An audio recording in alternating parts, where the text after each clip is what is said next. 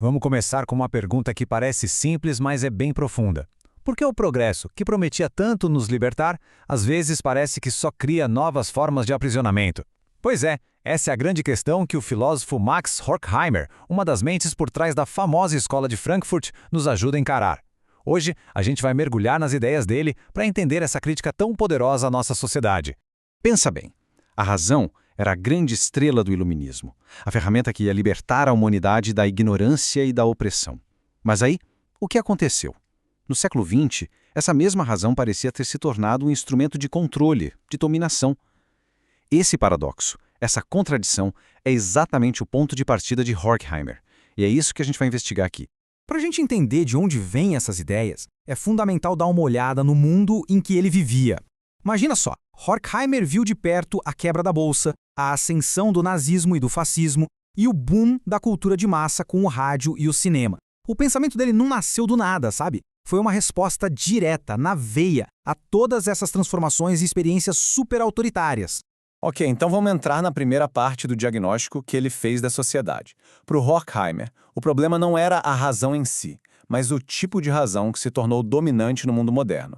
E a palavra-chave aqui é racionalidade instrumental. Pensa nela como se fosse um super GPS. Ela é absolutamente genial para calcular a rota mais rápida, o caminho mais eficiente para chegar em qualquer lugar. Só que ela não foi programada para perguntar se o destino vale a pena, se é um lugar bom ou justo para ir. Ela só calcula o como, nunca o porquê. É isso. A racionalidade instrumental é toda focada na eficiência. Como otimizar, como produzir mais, como controlar melhor.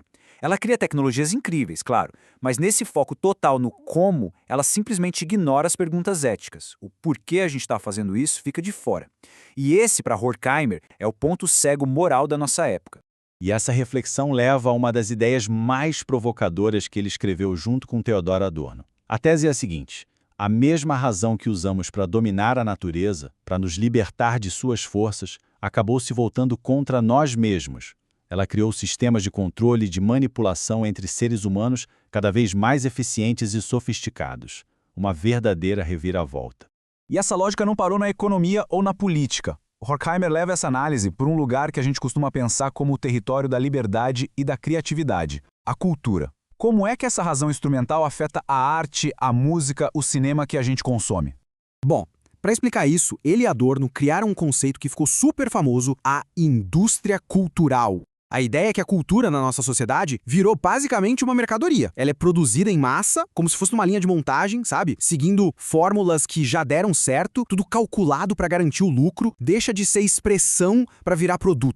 E claro, esse processo tem consequências gigantescas. Quando a arte e a mídia são padronizadas, elas acabam gerando mais conformismo do que pensamento crítico. É só pensar nas maratonas de séries, no feed infinito das redes sociais. Muitas vezes o objetivo não é fazer a gente pensar sobre o mundo, mas sim nos entreter, nos distrair. E no fim das contas, essa distração constante pode levar a uma certa passividade política. Certo, o diagnóstico é bem pesado. Mas e aí?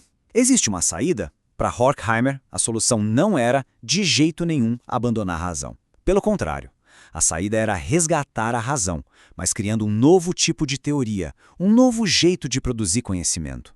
E aí ele lança a pergunta que muda as regras do jogo. Afinal, para que serve uma teoria? O papel da ciência, da filosofia, é só ficar de fora, observando e descrevendo como o mundo funciona? Ou será que o conhecimento deveria ter um propósito maior, mais engajado? E aqui a gente vê a grande diferença que ele propõe. De um lado, tem a teoria tradicional, que busca ser neutra, objetiva, ela quer explicar a realidade. Do outro lado, tem a teoria crítica.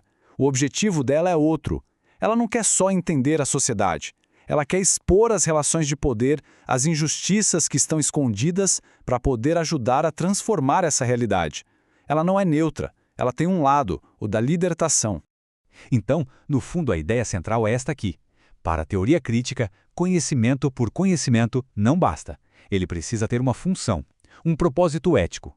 O conhecimento precisa ser uma ferramenta para a emancipação humana. E isso nos leva diretamente ao coração de todo o projeto filosófico do Horkheimer. Tudo que ele critica, tudo que ele propõe, aponta nessa única direção.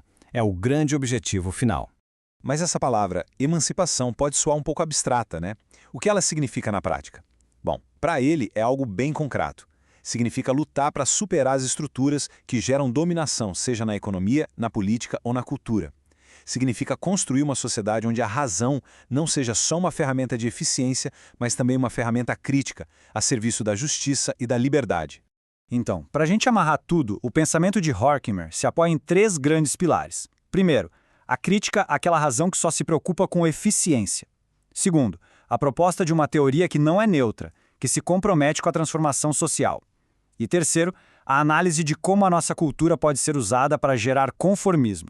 E a gente termina com uma pergunta que ele nos deixou e que talvez seja hoje ainda mais urgente. Se a gente olhar para as nossas tecnologias, para o nosso trabalho, para as nossas instituições, toda a nossa imensa capacidade racional, toda a nossa inteligência, está a serviço de quê? Da busca sem fim por mais eficiência ou da construção de um mundo mais justo? A pergunta dele, feita há quase um século, continua ecoando, e a resposta precisa ser dada por nós, hoje.